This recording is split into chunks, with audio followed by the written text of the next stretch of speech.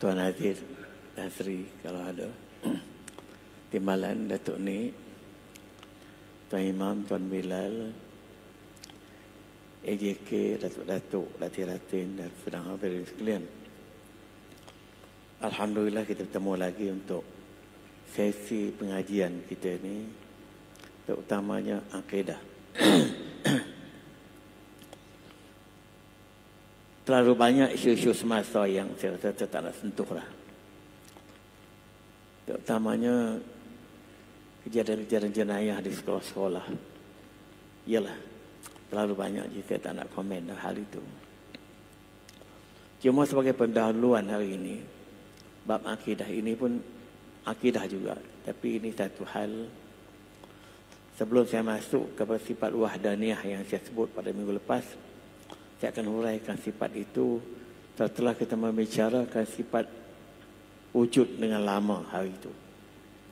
Sebab sifat wahdaniyah ini sifat yang paling crucial dalam sifat-sifat Allah. Selepas daripada sifat wujud, maka sifat wahdaniyah inilah perlu kita faham dengan betul. Bukan setakat mengatakan Tuhan itu satu, Tuhan tidak berbelang-belang seperti yang dihafal oleh kebanyakan orang. Kita akan huraikan secara bentuk ilmiah sikitlah. Sebelum itu, ada satu hal yang berkaitan dengan akidah. Tuan-tuan sekalian,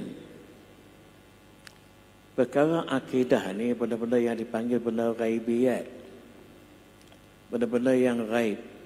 Saya letak benda ni ya, tempat dia tinggi, dia ganggu. Ya, dia ganggu konsentrasi.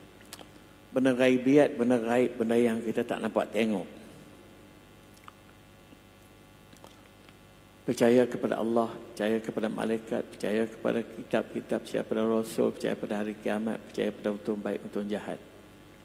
Itu semua benda baik, benda ghaibiyat, benda ghaib. Dan disebut juga dalam Tauhid sebagai benda sam'iyat. Benda yang hanya kita dengar berita itu dibawa oleh Nabi.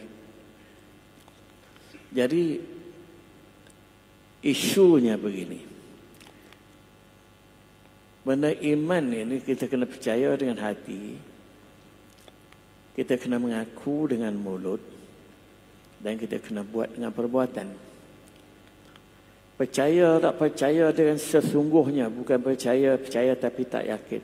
Percaya dengan jazam. Percaya yang tidak ada keraguan sama sekali. Sebab tu Alif Lam Mim Zalikal Kitabul La Raiba Fih. Alif Lam Mim, Al-Quran ini tidak ada keraguan padanya. Dan Tuhan sebutlah ayat yang lain, innamal mu'minuna allazina amanu billahi wa rasulih summa lam yartabu. Sesungguhnya orang yang beriman itu mereka yang beriman dengan Allah dan Rasulnya dan mereka tak pernah ragu-ragu. Dan orang itu di hujung ayat itu disebut wa ulaika humus shadiqun. Dan orang-orang inilah yang betul-betul benar imannya. Jadi percaya yang tak ragu-ragu. Percaya yang yakin. Soalannya begini. Semua benda tu kita tak dapat tengok. Kita tak dapat pegang, kita tak dapat rasa. Hanya kita dengar berita daripada Nabi bawa melalui Al-Quran dan Hadis.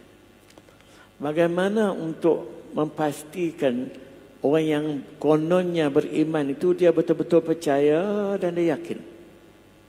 Sehingga tidak ada keraguan sama sekali. Dan dia membuktikan kepercayaan dan keyakinan itu dalam bentuk amalan dia, dalam bentuk perangainya, dalam bentuk akhlak. Soalnya, orang semua percaya kepada neraka, takut 70 kali ganda panasnya. Tapi berapa orang yang tinggal maksiat? Percaya ke macam itu? Percaya tapi tak yakin. Rokok itu berbahaya. Orang yang betul-betul percaya rokok itu berbahaya, dia akan cuba berhenti. Tapi kalau dia kata rokok itu berbahaya, mulut mengaku tapi dia tak berhenti merokok. Kepercayaan yang tak yakin. Ingat tuan-tuan sekalian, bab iman dia kena percaya dengan yakin. Kalau percaya yang tak yakin dikira tidak ada iman. Tuan-tuan tengok surah Al-Baqarah di pangkat awal itu. Alif Lam Mim. Dzalikal kitabu la raiba fihi hudan lil muttaqin alladzina yu'minuna bil ghaibi wa yuqimuna as-salata. Menjadi petunjuk pada orang yang bertakwa ini, yang mendirikan salat, alladzina yuqimuna as-salata wa yu'tu alladzina yuqimuna as-salata wa yu'tu zakata, dan menunaikan zakat. Wa bil akhirati hum yuqinun. Dan nak baca pun dah agak keliru. Alif Lam Mim dzalikal kitabu la raiba fihi hudan lil muttaqin alladzina yu'minuna bil ghaibi, yang beriman dengan benda yang gaib. Alladzina yu'minuna bil ghaibi wa yuqimuna as-salata wa mimma razaqnahum yunfiqun. Mereka menunaikan salat dan membelanjakan harta yang kami berikan kepada dia. Walladzina yu'minuna bima unzila ilaika, dan mereka yang betul-betul beriman dengan apa yang diturunkan kepada engkau, Al-Quran. Wa ma unzila min qablik, dan apa yang diturunkan kepada nabi-nabi sebelum kau, segala kitab-kitab samawi yang belum dipindah, yang belum diciplak. Kerana di ujung itu, wa bil akhirati hum yuqinun, dan orang ini betul-betul yakin dengan akhiratnya. Jadi soalannya sekarang tuan-tuan sekalian, kita memenuhi atau tidak ciri keyakinan ini? Sejauh mana kita yakin atau tidak? Ramai bukan kita di sini, semua orang Islam. Dia yakin segala benda-benda yang gaib-gaib ini semua. Sebab dia kata dia tak nampak tengok, dia tak dengar. Bahkan ada orang cakap joke. Tak ada orang yang mati, saya tahu kubur, dia kata kita buka kuburnya nampak sama aja. Tak ada siapa yang balik cerita. Bahkan jadi bahan joke. Jangankan begitu. Benda yang tak kelihatan di mata, tak boleh tengok, tak boleh apa. Hanya kepercayaan. Nak meyakinkan sesuatu yang kita percaya. Ini satu perkara yang agak rumit. Tak usah kita ambil yang jauh. Kita tengok dengan undang-undang ciptaan. Ada penjara. Siapa yang ambil rasuah, siapa yang mencuri, siapa membunuh, masuk penjara. Dia tengok penjara. Bahkan ramai orang takut penjara. Sebab tu berusaha ambil lawyer sampai mencecah puluh ribu dan sebagainya, kerana nak elak daripada masuk penjara. Sebab dia percaya kata penjara tu ada, dan dia yakin pengalaman yang amat tidak menyeronokkan di dalam penjara. Tapi ramai orang masih dia meragui, walaupun dia ada penjara, tapi belum tentu aku masuk. Aku ambil lawyer, aku begitu begini, aku ada kenal orang itu, aku orang baik orang ini, aku boleh buat gini, aku boleh buat gini, melepaskan dia daripada tindakan lawyer, tindakan undang-undang. Kalau dalam bab dunia yang dia boleh nampak dengan mata, dia melihat ada penjara dan sebagainya, ini pun masih tidak menakutkan mereka. Kerana ada ruang-ruang yang mereka rasa mereka boleh elak, boleh lepas, boleh tak kena. Ini kan pula benda akhirat yang hanya didengar, dan mereka tidak dapat bukti yang nyata dengan mata mereka untuk mengesahkan keyakinan itu. Timbul persoalan, sejauh mana iman yang macam ini diterima atau tidak. Kerana dia tak yakin. Apa buktinya dia tak yakin? Itu saya katakan tadi. Percaya kepada neraka, tapi bergelumang dengan maksiat. Percaya kepada syurga, tapi tak berminat nak buat baik. Kalau buat baik pun, masih keduniaan, untuk dapat reward, untuk dapat kontrak, untuk dapat pujian, bukan untuk lillahi ta'ala. Jadi dengan kerana itu, tahap yang macam ini, sejauh mana orang itu betul-betul beriman, Allah saja yang tahu. Tapi saya nak cakap dengan tegas, kalau sesiapa yang tidak mempunyai keyakinan sampai kepada tahap dia meninggalkan benda maksiat kerana takut kerana neraka, dan dia yakin neraka itu dahsyat, dan dia berminat nak buat baik kerana dia yakin syurga itu amat nikmat. Kalau tak sampai ke tahap macam itu, saya bimbang sejauh mana keimanan mereka. Ini yang isu yang serius. Kalau orang tanya saya mengapa orang Islam banyak melakukan benda tak elok, bahkan dalam rekod kejadian-kejadian terakhir di orang Islam yang lebih, jawapan saya gitu je. Sejauh mana tahap pegangan mereka dan keyakinan mereka tentang benda-benda begini. Itu yang paling serius yang saya nak cuba timbulkan pada pagi ini. Sebab itu tuan-tuan sekalian, jadi orang tanya saya, bagaimana Ustaz nak bagi kita yakin betul-betul macam Ustaz kata tu? Inilah yang perlu kepada ilmu, kepada pengajian, kepada keinsafan diri. Kerana insaf yang kita ni berakhir dengan mati. Dan kita meyakini segala rukun-rukun iman itu dengan penuh keyakinan. Seperti para sahabat dulu sanggup mati di medan perang. Kerana nak lihat, kerana yakin syurga itu lebih baik daripada nikmat dunia. Dan Tuhan sebut dalam ayat yang saya baca tadi, sesungguhnya orang mukmin yang tulen itu ialah, saya dah baca awal-awal tadi, yang beriman dengan Allah dan Rasulnya. Summa lam yartabu, dan mereka tidak pernah ragu-ragu. Iman yang tidak ada keraguan, keyakinan 100%, 90% pun tak mencukupi. Kemudian wajahadu bi amwalihim, dan dia sanggup membuktikan keimanan itu dengan sanggup berjihad dengan harta benda, berbelanja sebanyak mungkin demi fi sabilillah, untuk jalan Allah. Wa amfi bi amwalihim wa anfusihim, dan dengan nyawanya kalau perlu mati di medan perang, syahid dan sebagainya. Wa ulaika humus shadiqun, dan itulah orang-orang yang mengotakkan, yang membenarkan imannya. Maknanya kalau tak sampai kepada tahap macam itu, orang itu mungkin tidak dikira orang yang mengotakkan imannya.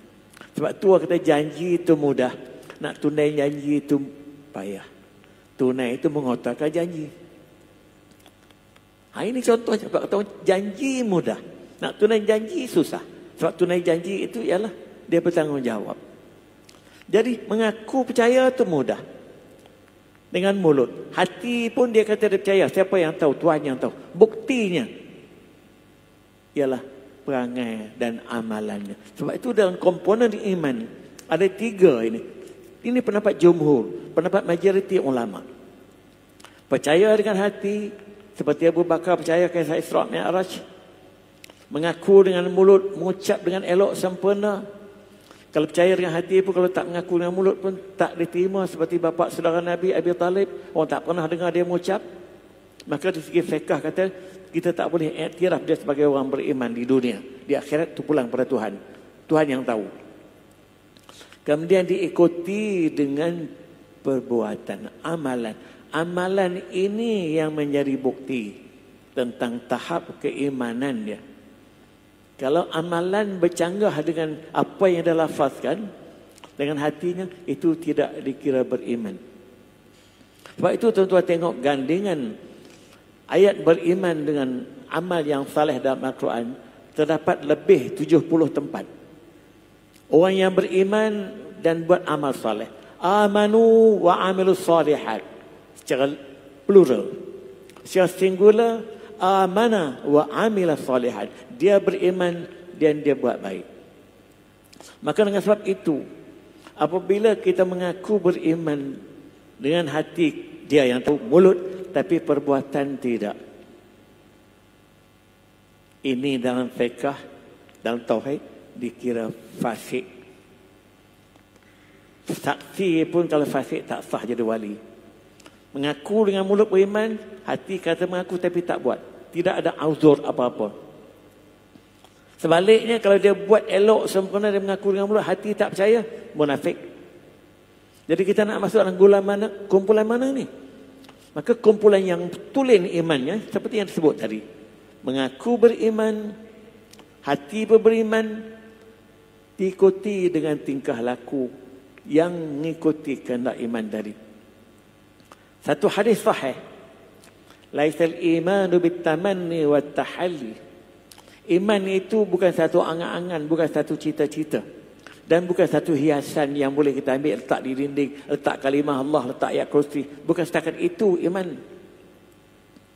Walakin al-imanu, tetapi iman yang sebenar, ma waqara fil qalbi, apa yang tersemat di hati, apa yang terbuku di hati, wa saddaqahul amalu, dan dibuktikan dengan amal, tingkah laku, perangai dan lain-lain.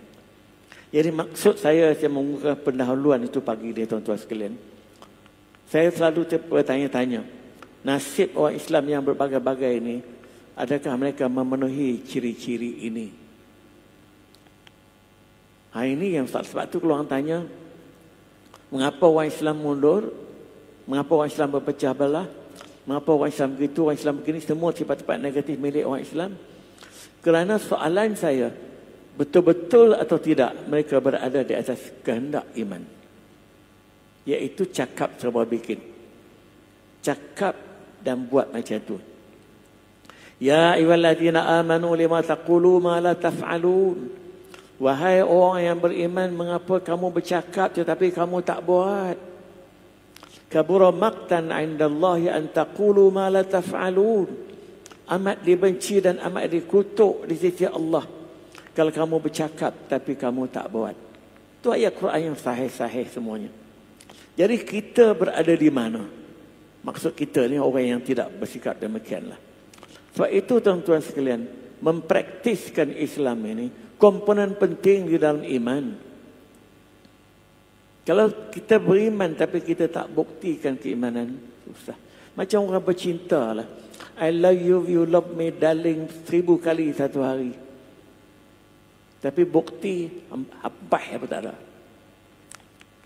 Nak ulur duit kepada yang dikasihi pun tak ada. Tapi darling, I love you 1000 kali satu hari. Tak memadai. Tapi ada orang yang tak lafaz darling, I love you pun. Tapi dia ambil berat kekasih dia.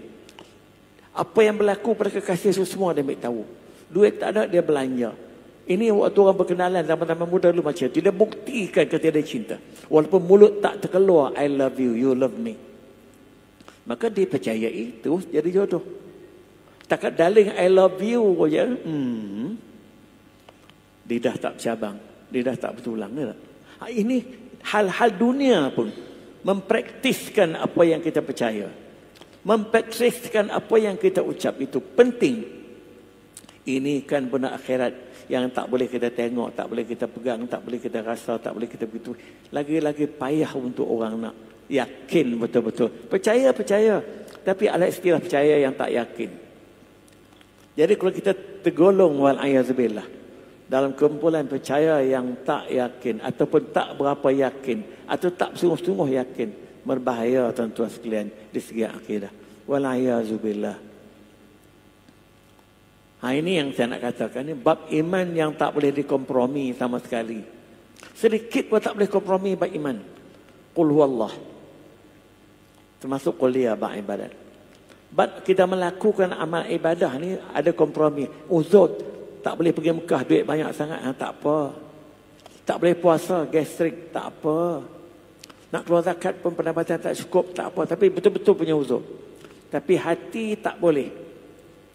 Dia ragui tentang syurga, jatuh imannya. Dia ragui untung baik, untung jahat, jatuh imannya. Bagaimana bukti dia ragui walaupun mulutnya mengaku? Tak pernah pun nak berhenti buat jahat. Tak pernah pun nampak buat baik. Tapi mulut mengaku. Jadi di sini mana buktinya? Dan isu iman, isu inilah yang paling banyak dialami oleh kebanyakan orang Islam di dunia ini. Iaitu bercakap tak sebab bikin. Jadi saya apply saya ayat tadi, cakap tak sebab bikin. Itulah pendahuluan pada hari ini. Saya masuk kepada apa yang saya dah ulas pada minggu lepas. Setelah kita bincang dengan panjang lebar sifat wujud. Sifat wujud itu sifat anchor kepada tauhid. Dan wujud dalam berbagai-bagai perspektif saya dah bincang. Dari segi Syafi'i, Syari Maturidi, wujud itu segi akal makna tak mungkin ada alam ini tanpa ada pencipta. Maka pencipta itu tentulah pencipta yang maha segala-galanya. Sebab itu sifat Allah tersebut maha kaswa masa begitu, maha begini. Maka pencipta itu pencipta yang unik, yang tidak sedikit pun mempunyai ciri-ciri seperti manusia. Yang bukan terdiri daripada daging darah, bukan terdiri daripada itu, sebab dia mesti berlainan daripada segala yang diciptanya. Sebab kaedahnya yang mencipta iaitu Allah Khalik mesti berbeza dengan yang diciptanya iaitu makhluk. Jadi itu sifat wujud itu dah kita bincang dengan panjang, saya tak nak ulang pada hari ini. Kita masuk kepada sifat salbiah. Ada 5, tapi saya nak utamakan kepada sifat wahdaniyah terlebih dulu. Maksud wahdaniyah ni tuan-tuan sekalian, maksudnya Tuhan itu esa. Kita nak guna satu ni agak terlalu ni, kita guna esa lah, yang telah digunakan oleh para ulama sejak lama. Sebab sifat itu diberi pada Tuhan saja. Maksud esa ni, tidak ada Tuhan yang lain yang layak disembah melainkan Dia. Itu la ilaha illallah. Tidak ada yang lain sama sekali yang layak disembah melainkan Dia. Dan Dia pula tidak ada persamaan sama sekali dengan yang lain. Di semua segi. Sama ada segi zatnya, di segi sifatnya, dan segi perbuatan. Dia begini. Walaupun dia mengaku Tuhan itu satu. Orang yang tak begitu mempelajari. Dia mengaku Tuhan satu. Tapi dalam kehidupannya seolah-olah Tuhan itu lebih daripada satu. Seolah-olah. Contohnya, dia tahu, yang tahu benda gaib ni Tuhan saja bukan? Allah. Tapi dia kata bomoh tu pun tahu benda gaib juga. Pergi jumpa bomoh, percaya pula kepada bomoh tu. Menurun, boleh tengok nombor ekor. Dia percaya penuh-penuh. Bermakna benda tu sifat yang dimiliki oleh Allah telah diberi kepada makhluk. Itu. Jadi Tuhan satu, tapi satu macam mana tu? Jika sifat Tuhan diberi pada yang lain. Jadi dia tak betul-betul mengesakan Tuhan dalam sifat itu. Contohnya. Begitu juga. Yang memberi rezeki itu hanya Tuhan. Tidak ada orang lain. Rezeki lahir ataupun rezeki batin. Tak kira lah apa juga yang kita panggil rezeki, 100% daripada Tuhan. Walaupun kita nampak kita yang berusaha begitu-begini, hanya kita menjadi sebab. Punca sebenarnya ialah Allah. Bukan? Itu tauhid kan? Tapi dalam kehidupan dia kata, aku ni kalau kau tak tolong aku hari itu, aku bukan macam ini dah. Dah aku jadi apa benar dah. Ketika itu sifat menolong, menyelamatkan dia bukan dia kepada Allah lagi dah. Tapi dia beri kepada kawan dia tu. Jadi secara tak langsung, kawan dia itu telah mengambil sifat Allah. Ya tak? Tapi mengaku dia beriman kepada Tuhan yang satu. Ini yang jadi masalah manusia. Dia mengaku Tuhan yang satu. Tapi dalam aplikasi kehidupan, seolah-olah ada Tuhan-Tuhan yang lain yang share bersama dengan Tuhan yang satu tadi. Ini menafikan tauhid. Ini banyak kata gitu. Kalau takkan aku engkau mati itu hari. Oh, dia yang menyelamatkan orang itu. Kalau takkan engkau jumpa doktor ni, engkau tak tahu dah macam mana jadi penyakit engkau ni. Ya tak? Terlalu banyak sikap-sikap macam tu yang timbul daripada sikap jahil tentang keesaan Allah, tauhid Allah. Kemudian Tuhan pula tidak ada persamaan sama sekali. Satu tu memang tidak ada persamaan yang lain. Jadi kalau ada saja komen-komen yang boleh seolah-olahnya sifat Tuhan tu ada kepada yang lain, maka itu dia tidak mengesahkan Allah lagi. Maka dengan sebab itu dalam pendapat Asy'ari Maturidi, tangan Tuhan, wajah Tuhan, Tuhan ada arasy mesti ditakwilkan. Jangan faham tangan sebagai tangan, sebagai kuasa. Arasy bukan tempat dia bersemadi, tapi kekuasaannya. Wajah itu bukan wajah Tuhan, tetapi zat Tuhan. Untuk mengatakan Tuhan itu tidak sama sekali sama dengan makhluk dalam apa juga dimensi. Sebab Tuhan hanya satu esa yang tidak ada persamaan sama sekali. Minta maaf ya. Minta maaf.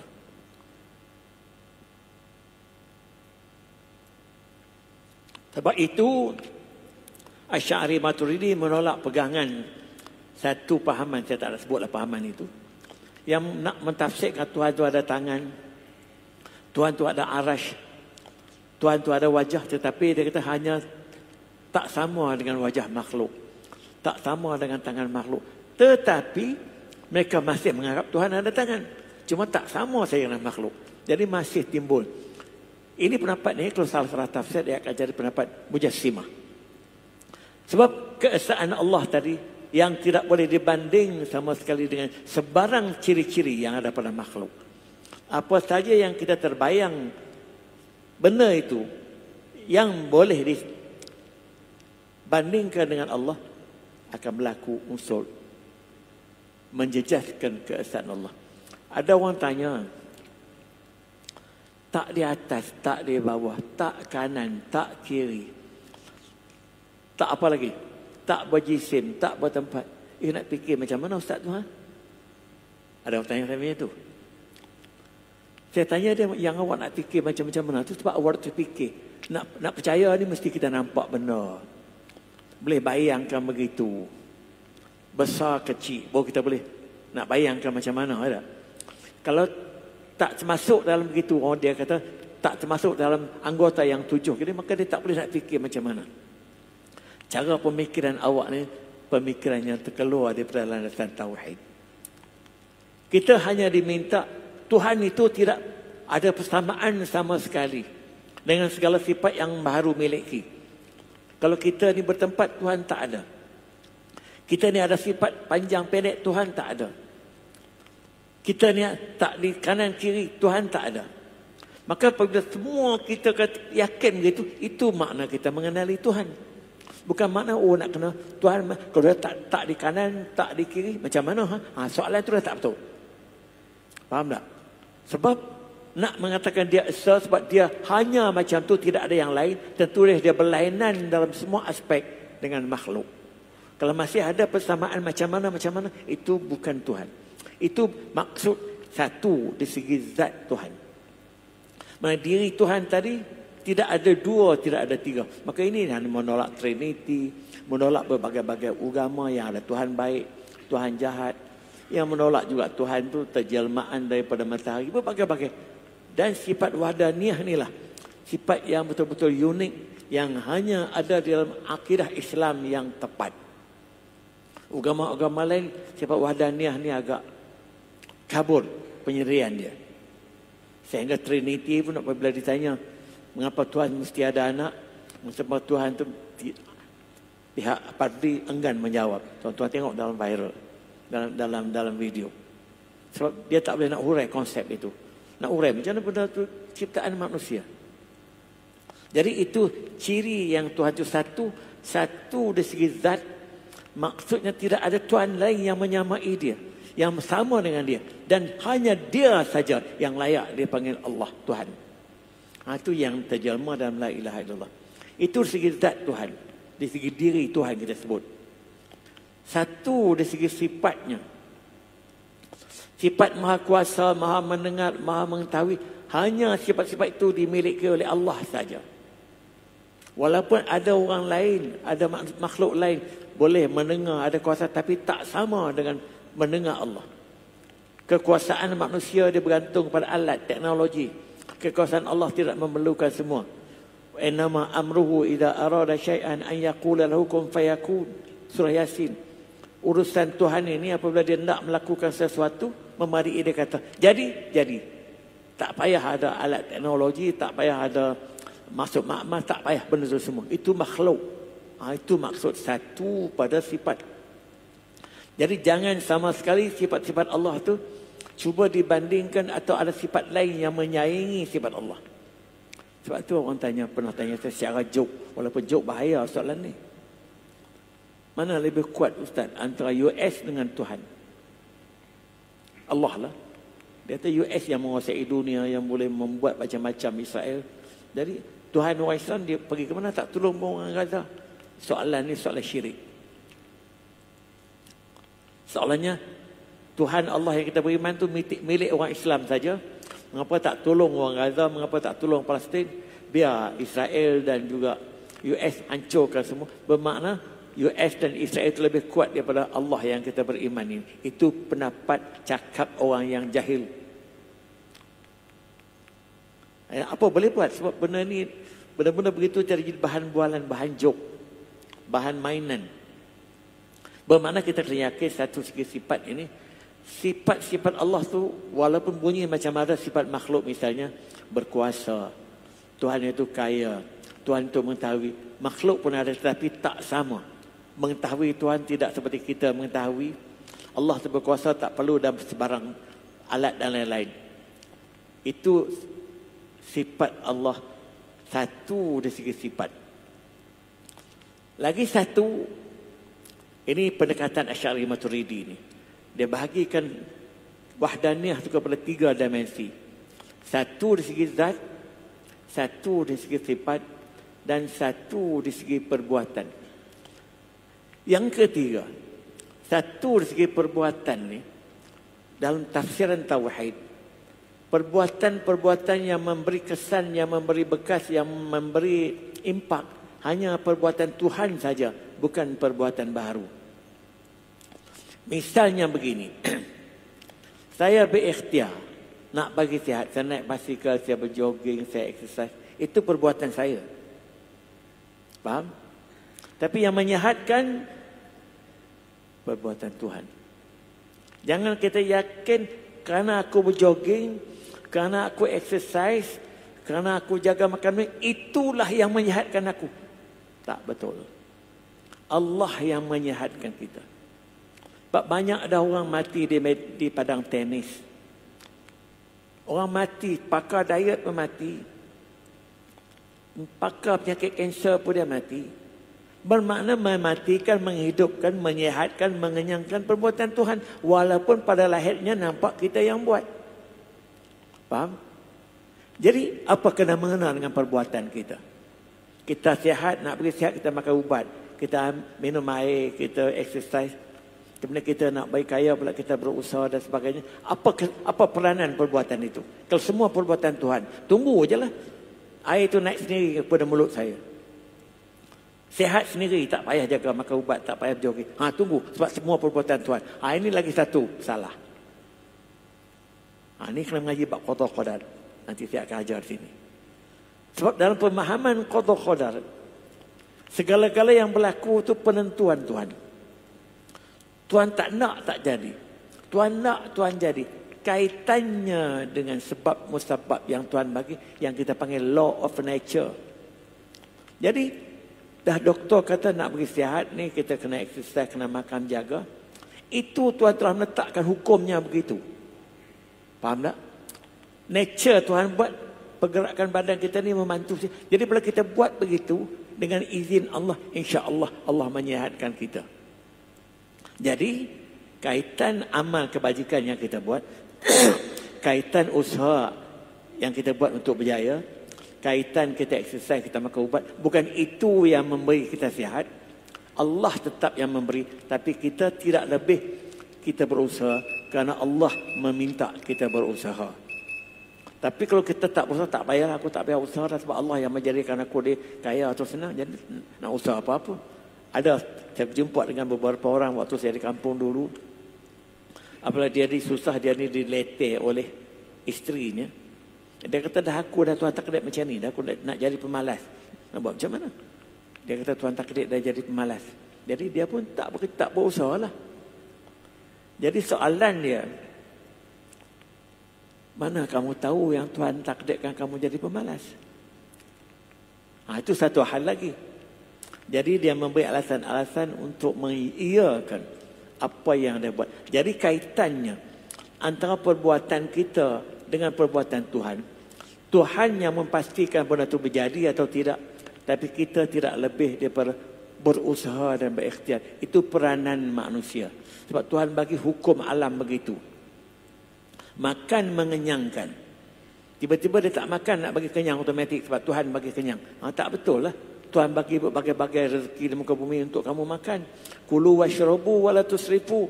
Makan dan minumlah, tapi jangan lebih-lebih. Kau dah tak payah makan pun kenyang, Tuhan bagi, tak payahlah tanam-tanam pokok semua, ya tak? Ini satu masalah juga. Orang boleh cakap-cakap jok-jok begitu.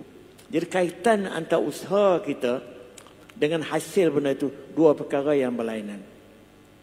Usaha diminta kita buat yang baik. Elak yang jahat itu usaha kita. Tapi dengan keyakinan, dengan izin Allah, insya-Allah benda itu berjaya. Tuhan tak izin, tak berjaya. Faham? Itu maksud kata satu dari segi perbuatan. Makna perbuatan yang memberi bekas dari segi tauhid, dari segi kitab-kitab klasik, dia kata hanya perbuatan Tuhan saya yang memberi bekas. Maksudnya mengenyangkan, menghidupkan, mematikan, menyusahkan dan berbagai-bagai. Jadi kalau kita kata kerana akulah engkau jadi begitu, terkeluar daripada konsep mengesahkan Allah. Tapi alhamdulillah kerana aku tolong menjadi sebab Allah menyelamatkan kau. Itu baru cakap tauhid. Faham tak? Maknanya usaha ikhtiarnya Tuhan suruh untuk menolong kawan tu berselamat dengan pertolongan dia, tetapi dengan kehendak Allah. Tuhan tak nak, tak jadi. Contohnya macam ini. Orang yang nak menolong satu orang yang dalam kelemasan. Dia takut engkau tu kalau aku tak tolong selamat, hari tu engkau dah mati dah. Engkau dah memang dah. Waktu dia budak-budak lagi. Tapi aku lalu di tepi itu, aku nampak engkau, aku ambil selamat. Kalau tidak, engkau tak ada dah. Jadi yang menyelamatkan orang yang tak faham, dia kata dia yang menyelamatkan budak itu. Memang betul pun segi lahirnya begitu. Tapi siapa yang merancang untuk dia sampai pada waktu itu, pada masa itu? Dia bukan tahu pun. Faham? Dan budak tu pun bukan tahu yang dia akan selamatkan dua orang yang lalu pada waktu itu. Kalau budak tu jatuh di tempat tu lebih awal, tak selamat juga. Ataupun dia sampai lewat, tak selamat juga. Faham? Jadi yang mengaturkan koinsiden bertemu, sama serentak dia sampai di tempat itu, dengan budak tu berlemas waktu tu, untuk Tuhan selamatkan dia, maka dia menolong tu menjadi sebab sahaja, tidak menjadi penyelamat sebenarnya. Faham? Faham? Tetapi apabila Tuhan tak nak tolong, Tuhan tak nak bagi selamat, walaupun dia boleh berenang dengan kuatnya, tapi dia terlewat sampai, tak selamat juga. Inilah kejadian-kejadian di muka bumi ini semua tuan-tuan sekalian, tak terlepas daripada keadaan-keadaan yang begini, yang menyebabkan bagi orang yang tak beriman, dia menyalah tafsirkan. Sehingga kerana aku lah engkau, kerana bomoh inilah, kerana doktor inilah, kerana ini, kerana.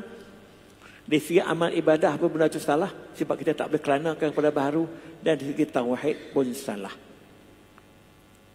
Ayat ini satu pada zat, satu pada sifat, satu pada perbuatan tu menepati firman Tuhan, qul huwallah. Sebab tu ayat surah Al-Ikhlas tu ayat induk di dalam tauhid. Dan ada ulama kata kalau kita boleh ulang-ulang baca qul huwallah tu, seolah-olah kita membaca 1/3 Al-Quran. Kalau orang yang tak boleh nak baca Quran, dia butuh ulang baca qul huwallah pun bukan dikatakan memadai, tapi mencapai tujuan. Ayatnya cukup signifikan dalam tauhid. Katakan wahai Muhammad, qul huwallahu ahad. Allah itu satu. Satu yang dalam tu saya urai tadi. Allahus samad. Allah lah tempat bergantungan segala makhluk. Mana yang lain itu bergantung pada Allah, Allah tak bergantung pada yang lain. Lam yalid, dia tidak melahirkan keturunan. Sebut anak pun tak apalah. Walam yulad, dia juga tidak dilahirkan. Directly tuju kepada Trinity. Ya tak? Walam yakun lahu kufuwan ahad. Tidak ada sesuatu pun di muka bumi ini yang menyamai Allah. Jadi ulama secara simpelnya telah menjadikan ayat ini sekurang-kurangnya mempunyai 3 ciri tauhid yang amat penting. Yang pertama, adanya Allah. Faham? 3 atau 4. Yang keduanya, Allah itu satu. Yang ketiga itu Allah tempat bergantungan. Dia tak bergantung pada yang lain, tapi dia yang orang lain bergantung pada dia. Yang keempat, Allah itu tidak melahirkan keturunan untuk ada Allah pengganti dia, tidak. Sebab Allah itu dia selama-lamanya. Dan yang kelimanya atau yang keempat, tidak ada sesuatu pun yang menyamai Allah. Maka ulama telah ada di kalangan ulama yang fokus kepada membincang ayat ini. Dia fokus kepada sifat wujud, sifat tauhid wahdaniyah, satu. Sifat yang ketiga, sifat mukhalafah. Tidak ada persamaan sama sekali. Dan yang keempatnya, Allah itu maha sempurna semua sekali. Itu ada penumpuan kepada sifat-sifat itu saja. Dengan tidaklah memberi penekanan kepada setiap satu sifat 20 dengan mendalam. Jadi saya rasa dah loceng, dah berbunyi dah. Tanda tu waktu isyraq ni. Ada lagi ada masa sikit lagi bukan? Sebab isyraq ni pukul apa? Tamat isyraq. 7:18. Saya tambah sikit lagi ya. Jadi tuan-tuan sekalian, itu konsep ilmiah dari segi wahdaniyah. Kemudian kita tengok kepada sistem mengapa Tuhan kena bersifat macam itu. Ini dalil-dalil secara akal. Kalau kita tengok sistem-sistem yang ada di muka bumi ini, berbagai-bagai kejadian alam, sistem matahari naik sebelah timur, tak pernah naik sebelah barat pun, hujan turun daripada atas, dan yang kita ni daripada muda jadi tu, kita nampak semua sistem yang complicated yang Tuhan buat di muka bumi ini tidak ada yang bercanggah. Kalau-kalaulah sekali dia naik matahari belah timur, naik sebelah barat, tidak ada sistem yang bercanggah. Kita macam sistem nak turun hujan, ada tak hujan, tak berdu dan begitu begini. Maka sistem-sistem ni Tuhan buat dengan teratur, menunjukkan penciptanya hanya satu. Kalau penciptanya banyak, tentu sistem ni telah bertelagah antara satu dengan lain. Tuan-tuan tengok, dalam kapal terbang yang berjalan di angkasa dengan banyak itu, kalau tak mempunyai kawalan radar yang hebat, kawalan di tempat lapangan terbang, dah banyak pelanggaran berlaku. Tapi amat kurang berlaku kerana sistem tu yang mengatur dengan baik. Itu pun kelemahan manusia, berlaku pelanggaran di udara. Tengok kereta api laju yang dibuat, berapa banyak dah jadi. Sebab kalaulah Tuhan tu bukan Tuhan satu, Tuhan buat bumi ini lain, Tuhan jaga rezeki lain seperti setengah agama, maka benda ni akan berlaku penjanggahan. Jadi dia kata adanya sistem yang tidak konflik antara satu dengan lain dalam kejadian alam ini, kita panggil hukum alam lah. Ini menunjukkan penciptanya mesti satu. Siapa ni pencipta? Ialah Allah. Dia macam ni tuan-tuan sekalian. Dalam organisasi pun kalau ada dua pemimpin, dia tak boleh. Kalau pemimpin yang sama-sama ada kuasa, walaupun yang bijak itu betul-betul bijak, ada 3 orang bijak betul-betul, tapi orang terpaksa cari satu saja yang layak jadi ketua. Tak boleh ke semua sekali. Boleh jadi orang nombor 2, nombor 3 tak apa, tapi nak jadi nombor 1, kedua tak boleh. Itu sistem yang manusia buat. Ini juga bagaimana sistem kecanggihan alam semesta yang begitu punya canggih ini, tak mungkin penciptanya lebih daripada satu. Itu kaedah memahami konsep tauhid dari segi akliah. Jadi dia kata, kalau sistem itu dicipta oleh lebih daripada penciptanya satu, iaitu bukan Allah, tentu akan berlaku pencakmukan dan akan jadi kepelbagaian, akan jadi kemusnahan akhirnya. Tuhan sebut ni ayatnya untuk mengesahkan pendirian ini. Tuan-tuan boleh tengok surah Al-Anbiya ayat 22. Lau kana fihima alihah. Jikalau pada kejadian langit dan bumi ini ada lebih daripada satu Tuhan, illallah, selain daripada Allah, la fasadata, kedua tentu akan binasa, akan jadi pelanggaran, akan jadi berbagai-bagai hancur lah. Kalau tuan-tuan tengok segi ilmu falak yang saya tahu lah, banyaknya falak-falak di dalam dunia ni berjuta jumlah bintang, jumlah berbagai-bagai cakrawala, tak terhingga sampai tak terjumlah berapa banyak bintang-bintang dan planet-planet yang ada di alam universe ini. Tapi tak berlaku pelanggaran. Kalau berlaku pelanggaran, katalah terasa banyaklah pelanggaran antara bumi dengan bulan dah cukup lah. Yang ada perselisihan iaitu gerhana bulan. Kalau sebab benda dia bergerak, tuan-tuan, dia bukan duduk diam di situ. Kalau kita tengok dia macam tergantung, dia ada gravity dia. Bukan ada tali yang mengikat pun. Semua benda tu bergerak. Ikut planet dia. Wa kullu fi falakin yasbahun, Tuhan kata. Setiap satu tu dia bergerak mengikut planet dia. Bahkan yang tak bergerak ni matahari, tapi matahari dia berpusing di paksi dia. Wasyamsu tajri li mustaqarrin laha. Sains berkata gitu. Kalaulah benda ni sekali-sekala tersilap atau dikontrol oleh orang yang berlainan, berlanggarlah di antara planet-planet semua, kiamatlah jadinya. Sebab itu bayangan kepada kiamat tu tuan-tuan sekalian, wa idza dukkatil ardu dakka, apabila bumi-bumi telah dihancurkan, ditembung antara dia. Bayangan tentang kiamat, dijadikan pelanggaran besar-besaran di antara planet-planet semua, maka berlaku kiamat. Tapi buat masa sekarang ni benda tu tak berlaku, sebab dia buah kawalan satu sistem dia panggil, kita panggil law of nature aja. Saya lebih suka guna the law of God atau the law of Allah. Sebab yang menentukan sistem nature ni tetap Allah. Jadi dia kata kalau ada dah dua Tuhan selain daripada satu, lebih daripada satu, tentu langit dan bumi ini binasa. Fa subhanallahi rabbil arsy amma yasifun, maka tentulah Allah Maha Suci daripada sifat-sifat itu semua. Dan Allah itu menjadi penjaga arasy ini semua. Arasy di sini maksudnya seluruh kekuasaan dia itu semua. Dan Tuhan juga Maha Suci daripada berbagai-bagai sifat yang manusia salah sebut tentang Allah ini. Allah di atas, Allah di bawah. Semua Tuhan suci daripada sifat-sifat itu. Kemudian saya nak baca satu ayat lagi yang mengesahkan pendirian akliah ini tentang sifat tauhid. Saya nak berhenti. Itu surah Al-Anbiya ayat 22. Kemudian surah Al-Mu'minun ayat 91. Mattakhadallahu min waladin. Allah sekali-kali tidak memerlukan anak. Wa ma kana ma'ahu min ilahin. Tidak ada orang lain yang perlu bersama-sama dengan dia. Tuhan penolong ke Tuhan naib, tak payah. Idan zahaba kullu ilahin bima khalaq. Kalaulah Tuhan tu bukan, mana Tuhan ada penolong dia, ada pembantu, ada anak dan sebagainya, lebih daripada satu, maka banyak Tuhan kata dia. Apabila banyak Tuhan ni, masing-masing ada idea sendiri. Masing-masing dia akan melakukan bersendirian. Tak terikat dengan Tuhan-Tuhan lain lagi lah. Sebab dia Tuhan. Wala'ala ba'duhum ala ba'd. Dan masing-masing Tuhan tadi nak mencari kelebihan, nak mengatasi Tuhan-Tuhan yang lain. Sebab dah lebih daripada satu. Subhanallah amma yasifun. Tentulah Tuhan itu maha suci daripada sifat-sifat macam itu. Apabila Tuhan itu dua atau lebih, maka itu akan terjadi. Dan akal pun tak dapat terima. Inilah tuan-tuan sekalian bagaimana ulama mentafsirkan satu Tuhan dalam maksud yang macam itu. Saya kata saya akan sambung benda ini dengan mendetail lagi pada waktu-waktu akan datang.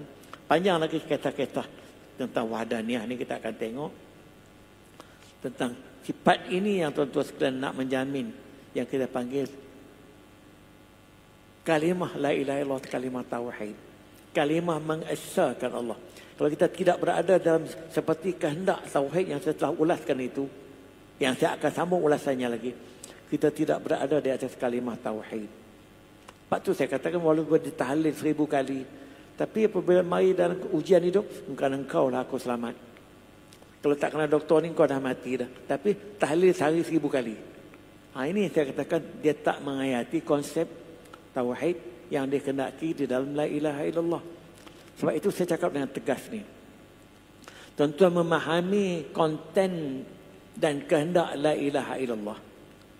Dan mengetahui dan memahami benda yang berlawanan dengan la ilaha illallah, yang mencemarkan la ilaha illallah, lebih utama daripada tuan-tuan sekadar bertahlil walaupun banyak tetapi dengan tak tahu ujung pangkal. Ini cakap saya. Saya bertanggungjawab dengan cakap yang macam ini. Faham tak? Jadi saya ucapkan tahniahlah kepada semua yang hadir ini. Sejak sekian lama saya tumpu pada tauhid ni. Tentu saya rasa sikit sebanyak menyumbang ke arah pemahaman tuan-tuan selama ini tentang konsep tauhid. Sebab suka atau tidak, teras tauhid mesti berada di atas kehendak dan tuntutan la ilaha illallah. Dan dalam video-video saya yang lama-lama pun dia sebut tuntutan syahadah itu apa dia. Jadi kalau kita gagal berada di atas kehendak la ilaha illallah itu dengan sempurna dan kita enggan pula nak ikuti kelas-kelas tertentu, saya bimbang takut dia tak sampai betul-betul berada di atas tauhid yang dia kehendaki. Itu amat berbahaya. Jadi tak cukup dan tak begitu elok kalau setakat kita menyempurnakan amal ibadah kita, solat kita baik, bacaan Quran kita baik. Dia kalau tauhid kita tadi masih macam daun lalang. Kerana tak begitu menghayati apa yang dimaksudkan dengan la ilaha illallah. Dan dalam video yang dah keluar juga, kita mengenali syirik itu penting demi untuk mengawal tauhid kita tidak tercemar. Ya tak? Sebab yang mengosakkan tauhid kebanyakannya menjejaskan, kebanyakannya berpunca daripada orang tak begitu memahami syirik. Tak usah banyak fikir banyaklah. Sebelum difatuakan liberal itu salah, pluralism itu salah. Orang bukan tahu kata benda itu menjejaskan tauhid. Orang banyak beramal dengan pendirian-pendirian macam ini lah. Setelah difatuakan begitu. Itu contoh dia. Jadi kalau banyak lagi yang lain-lain. Sebab itu kalau orang tua dulu yang tak terdedah pada ilmu pengetahuan yang baik ini, ritual mereka bagus, mereka sembahyang elok semua, tapi mereka tak terdedah dengan pemahaman tauhid yang mendalam, setakat hafalan saja. Maka masih puja kubur, puja keramat, kenuri mari safat, masih berlaku benda-benda gitu. Sedangkan benda itu kesemua diharamkan kerana menjejaskan tauhid. Itu yang saya nak sebutkan. Tujuan saya nak ulas tu benda-benda begitu tuan-tuan sekalian. Bukan saya nak buat satu benda luar biasa, satu tak ada. Nak refine supaya minyak yang kita tapis minyak itu betul tertapis dengan baik. Aqulu qawli hadha wa astaghfirullah li wa lakum wa li sa'ilil muslimin wal muslimat Fa ya fawzal mustaghfirin wa ya najatat taibin walhamdulillahi rabbil alamin. Maafkan saya segala kekurangan saya. Yang benar itu semoga datang daripada Allah dan saya sekadar membantu. Kita jumpa lagi pada waktu yang lain. Terima kasih.